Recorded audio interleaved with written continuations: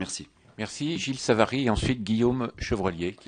Oui, Monsieur le Président, merci pour votre exposé. Je pense qu'il ne fait pas de doute pour quiconque ici que la SNCF a énormément bougé sous votre présidence. Il suffit optiquement simplement de le constater et de voir le changement d'état d'esprit tout à fait considérable à la fois des personnels et de l'accueil de ce qu'on appelait les usagers, qu'on les appelle toujours les usagers, mais qui sont aussi des clients. Donc c'est une entreprise qui a gagné en culture d'entreprise. Je vous ferai grâce de questions trop précises sur l'ouverture à la concurrence, parce que ça viendra dans le cadre de la réforme.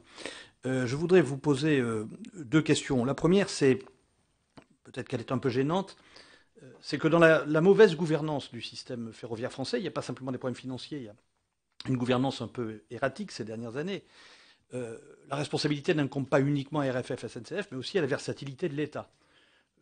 Au moment où nous vous parlons aujourd'hui, par exemple, et où tout le monde dit qu'il faut revenir sur les trains du quotidien, RFF pédale encore pour tracer des lignes LGV et expliquer aux élus locaux qu'il n'y a aucun problème.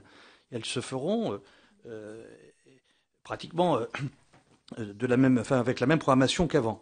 Et puis, je veux dire, on ne peut pas changer d'objectif tous les quarts d'heure. Il y a également le problème des financements du système ferroviaire. On sait qu'aujourd'hui, c'est à peu près 13 milliards d'euros tout compris, et en particulier du système de retraite, pour savoir si vous pouvez imaginer être ouvert à la concurrence en adossant encore à la fois la dette et le système de retraite.